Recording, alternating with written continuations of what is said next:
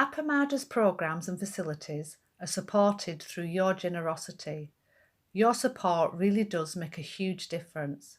You'll find a link for contributions on the website at appamada.org/contribute. Thank you so much.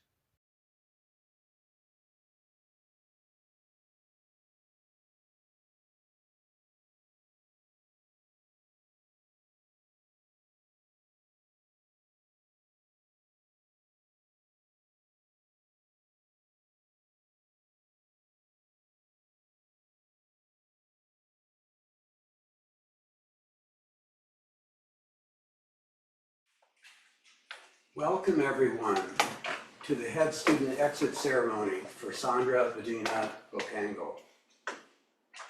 We will be doing 3 standing bows, and during the ceremony, questions will be asked by practice period participants.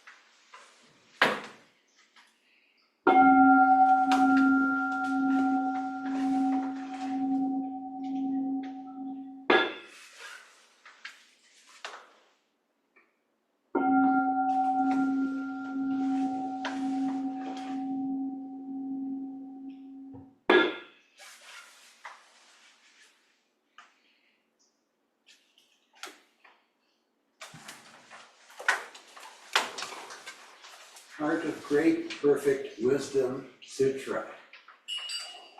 Page 5.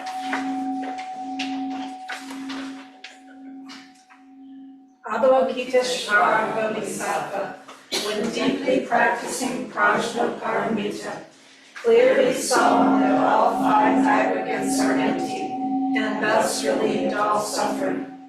Shariputra, form does not differ from emptiness. Emptiness does not differ from form. Form itself is emptiness. Emptiness itself form. Sensations, perceptions, formations, and consciousness are also like this. Shariputra, all dharmas are marked by emptiness. They neither arise nor cease, are neither defiled nor pure, neither increase nor decrease. Therefore, given emptiness, there is no form, no sensation, no perception, no formation, no consciousness, no eyes, no ears, no nose, no tongue, no body, no mind, no sight, no sound, no smell, no taste, no touch, no object of mind, no realm of sight, no realm of mind consciousness. There is neither ignorance nor extinction of ignorance, neither old age and death, nor extinction of old age and death. No suffering, no cause, no cessation, no path, no knowledge, and no attainment. With nothing to attain, a bodhisattva relies on Prajnaparamita, and thus the mind is without hindrance. Without hindrance, there is no fear. Far beyond all inverted views, one realizes nirvana. All Buddhas of past, present, and future rely on Prajnaparamita, and thereby attain unsurpassed, complete, perfect enlightenment. Therefore, know the Prajnaparamita as the great miraculous mantra, the great bright mantra, the supreme mantra, the incomparable mantra, which removes all suffering and is true, not false.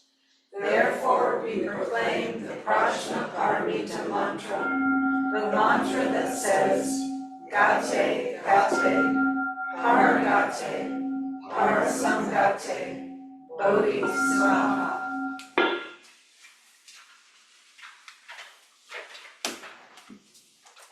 So now we're going to be incensing the book.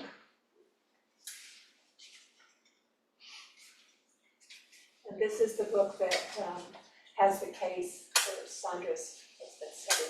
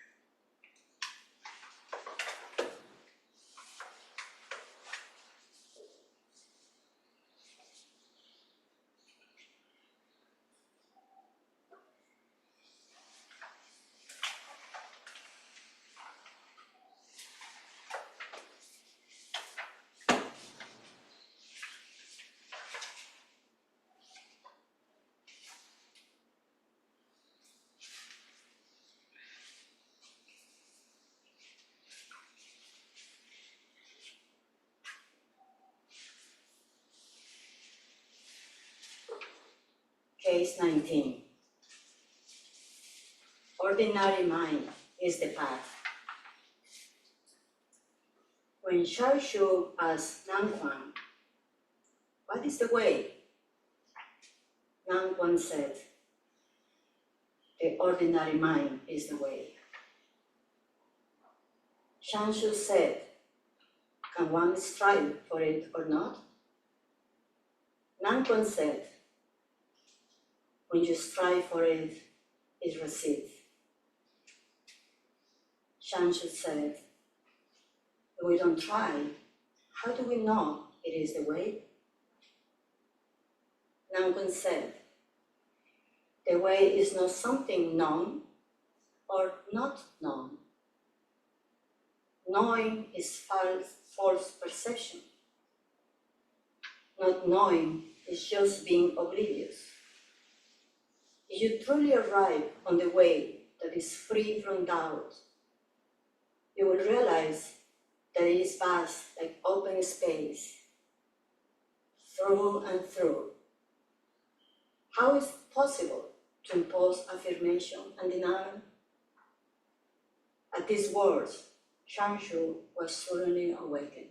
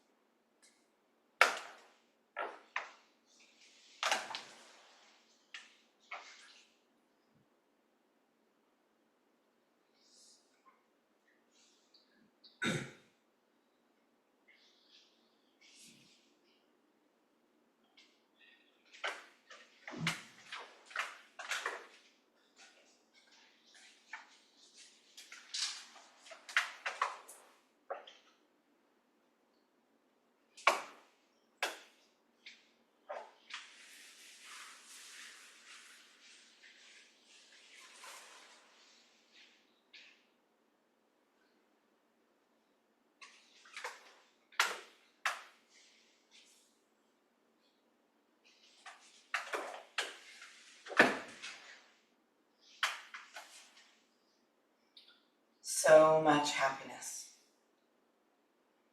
It is difficult to know what to do with so much happiness. With sadness, there is something to rub against, a wound to tend with lotion and cloth. When the world falls around you, you have pieces to pick up, something to hold in your hands, like ticket stubs or change. But happiness floats. It doesn't need you to hold it down. It doesn't need anything. Happiness lands on the roof of the next house, singing, and disappears when it wants to. You are happy either way. Even the fact that you once lived in a peaceful treehouse and now you live over a quarry of noise and dust cannot make you unhappy. Everything has a life of its own. It too could wake up filled with possibilities of coffee cake and ripe peaches, and love even the floor which needs to be swept, the soiled linens and scratched records. Since there is no place large enough to contain so much happiness, you shrug, you raise your hands, and it flows out of you into everything you touch. You are not responsible.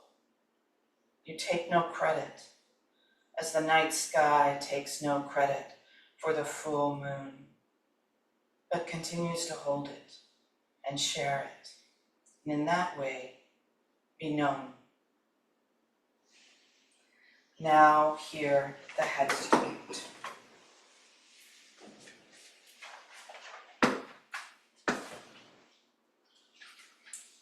This is the Dharma staff, 5 feet long. Once a black snake on Virtue Peak, it became the Urambara flower. At Shaolin Temple, it bursts forth the 5 petals of Zen. Sometimes it is a dragon, swallowing heaven and earth. Sometimes a Brahma sword, giving and taking life. This staff is now in my hands. Though just a mosquito beating on an iron pole, I cannot give it away. Dragons and elephants, let us call for the Dharma. Give me your questions.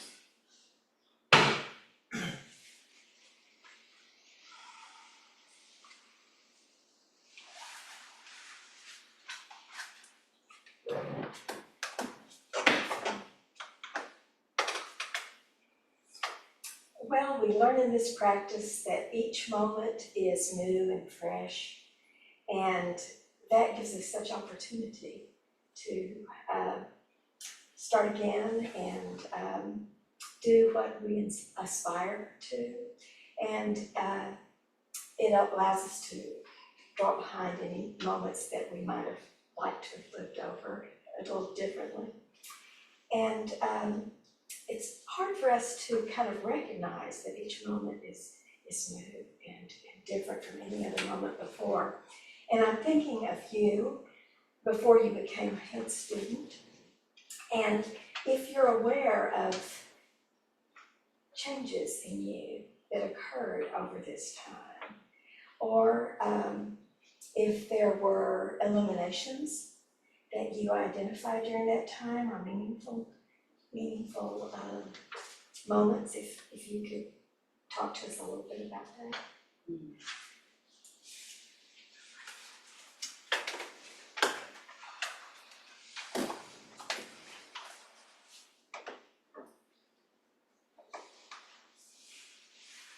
Luminous time of, I will call it like awakening times, where you are saying you are just young.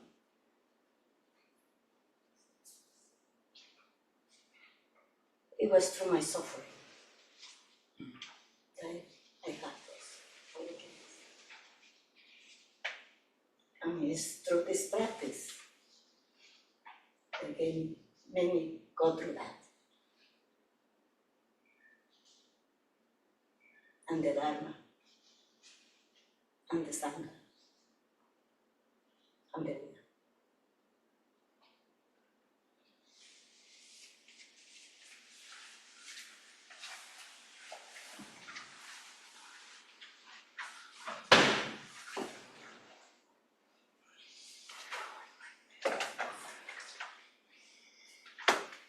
And teacher Sandra,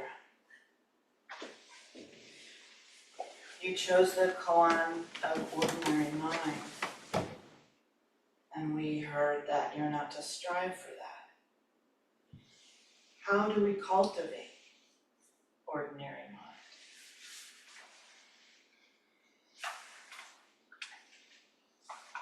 Proceeding with practice. That's the only way.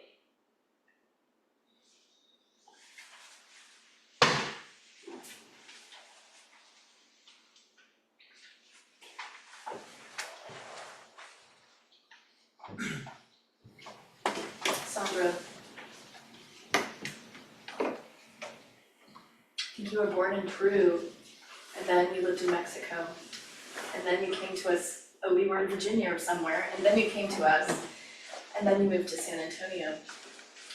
And recently I know you traveled to Ireland, where your partner's family is from. And through all those moves and finding your way, I'm curious, what is home?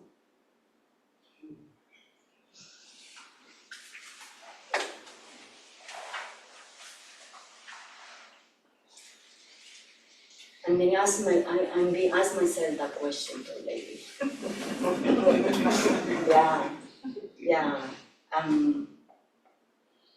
have my home with my family. When I was in Austin, I found my home in the Sangha.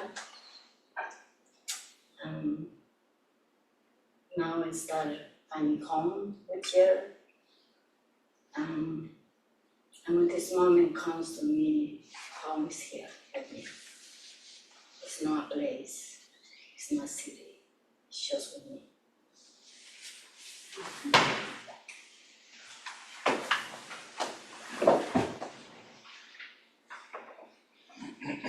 Sandra, driving here today, I was listening to Thich Nhat Hanh, who told me that when we end suffering, we become happy.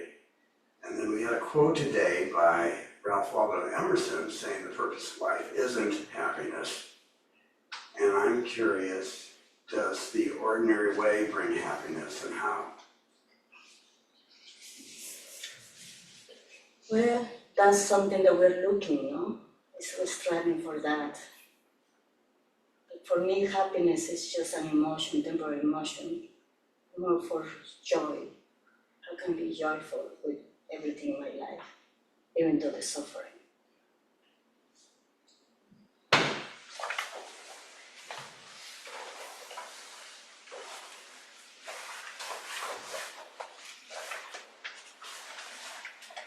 Sandra, something that's really very apparent to me is the importance of sitting in community. And as head student, you've had opportunities to have tea and other, interactions with the Sangha, and I wondered if you could speak to how that has affected you or changed you.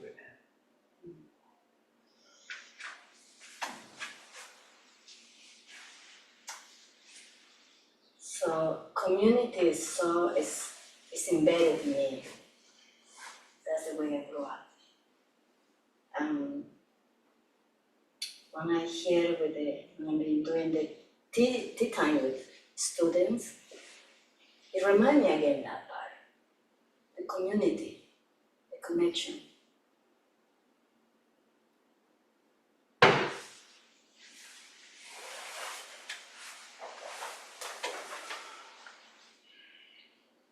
Shusa. There's a word we don't use very much in our practice, love. Where does love live in our practice? Love is everywhere. Christians call God, and I just started understanding my pieces with the word of God and calling love.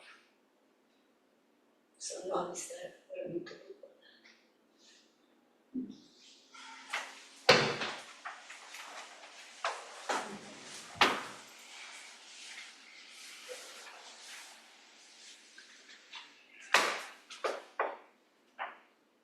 Sandra.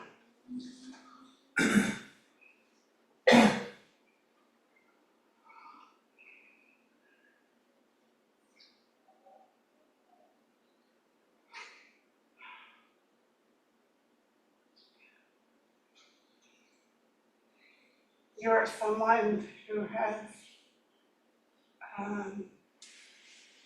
felt suffering deeply in your life. And you're someone that expresses joy so freely. How do you do that? It's the path, the Four Noble Truth, the Eightfold Path. This practice, as I said before, is refuge in Buddha, Dharma, Sangha.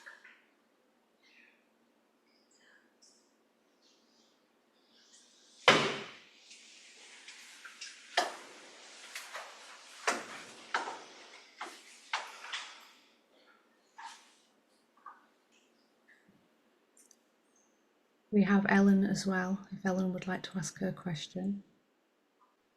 Sandra. Oh, it's been so good to practice with you all these years. And one of the things I love about you is your silly sense of humor. And my question for you is, how do you understand the relationship between practice and joy? Because there's a lot of joy in your sense of humor.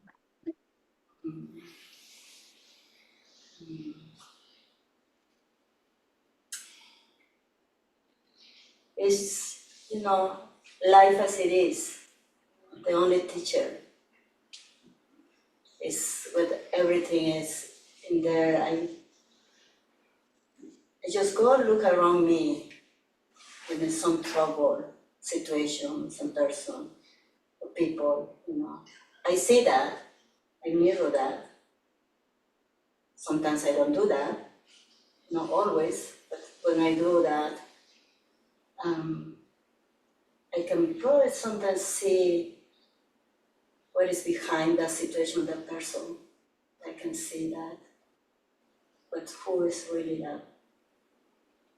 Not what I see in that moment. So now that's, yeah.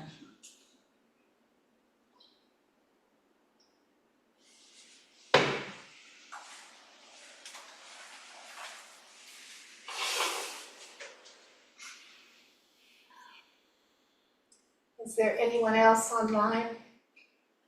There's a question.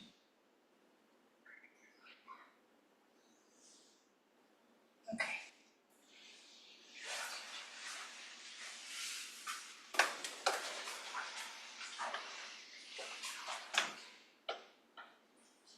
So now Sandra's going to do the apology statement.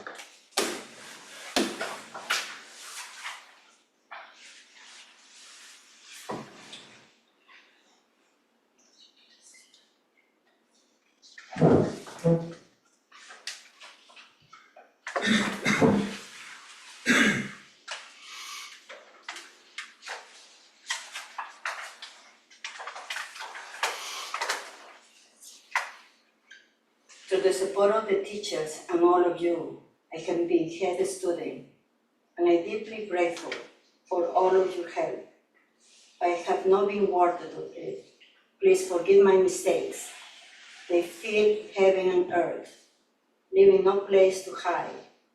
Friends, if your actions and words have misled you, if my actions and words have misled you, please wash your ears in the pure sound of the present, and please continue your practice. Avowing my profound limitations, I will keep trying. I will practice more diligently. Thank you very much.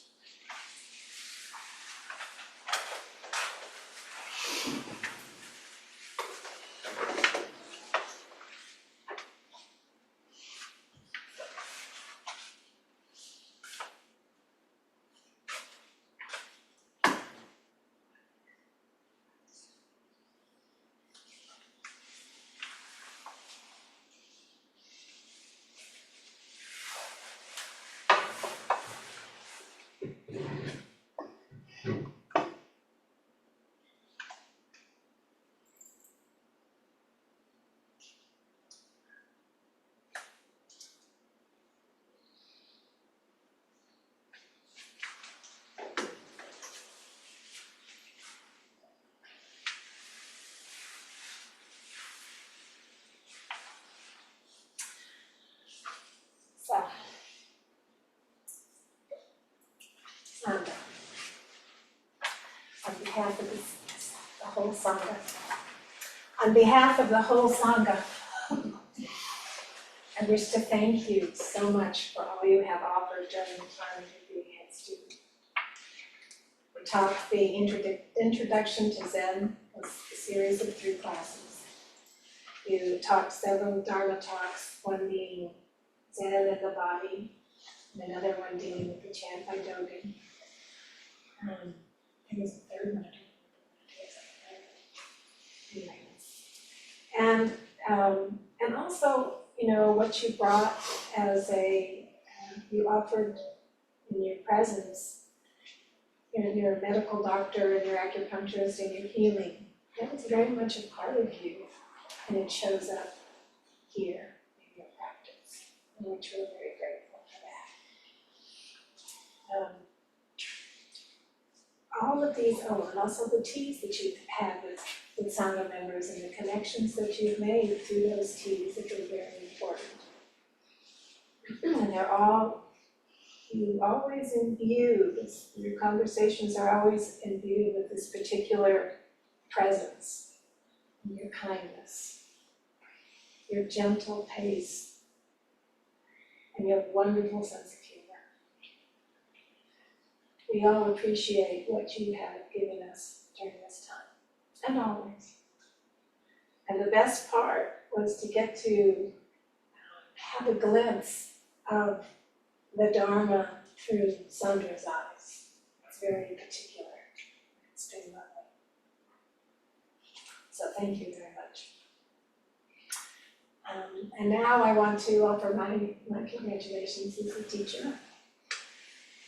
And all of that goes, but to continue on.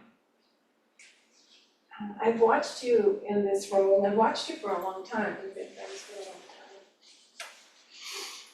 time. And I've seen how you've begun to step forward more and more over time and to take your place to offer the Dharma,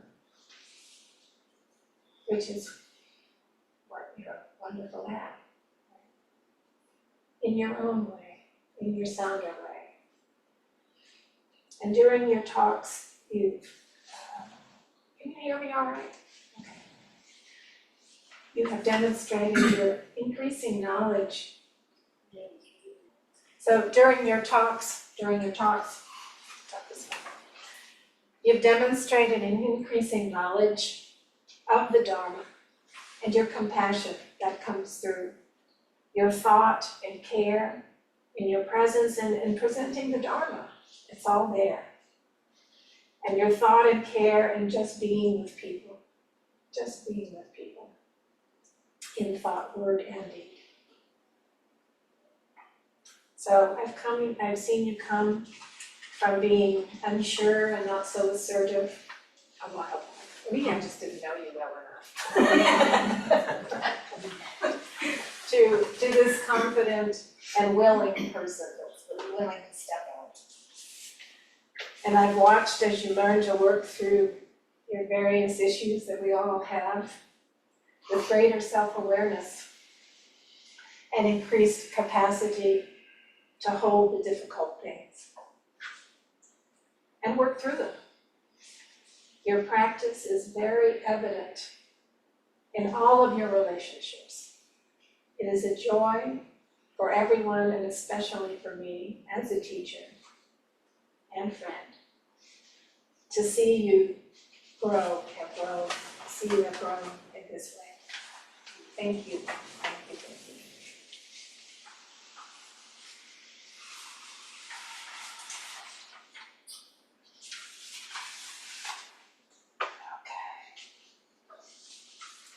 It's you, Ken. We offer the merit of this ceremony for the welfare of all beings everywhere. May all be relieved of suffering, free from fear, longing, aversion, and ignorance. And may we, together with all beings, realize the awakened way.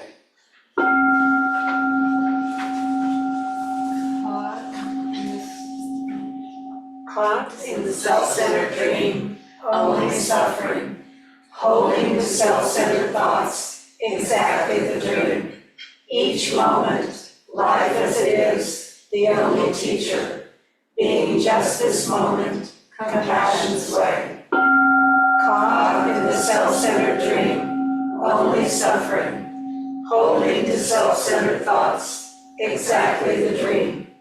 Each moment, life as it is, the only teacher, being just this moment, compassion's way. Caught in the self-centered dream, only suffering, holding the self-centered thoughts, exactly the dream. Each moment, life as it is, the only teacher, being just this moment, compassion's way. Now let's do the Bodhisattva vows.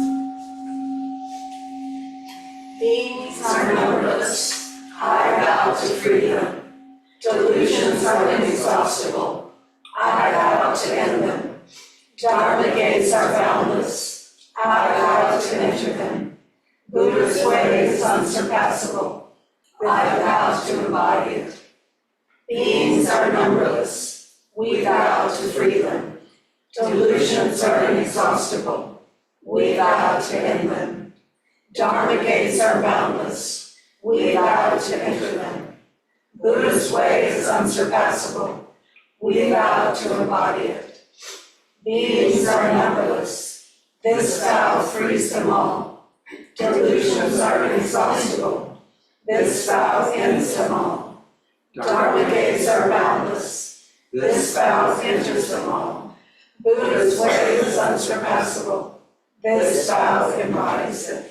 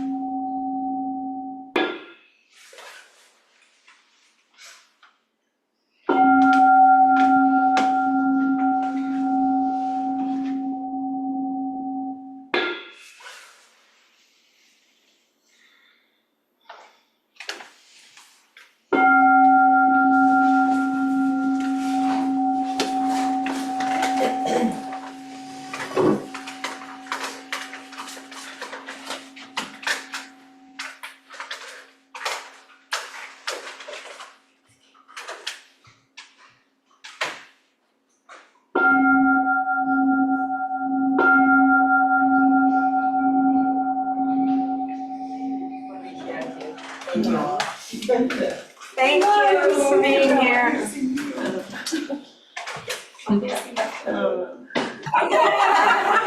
You can see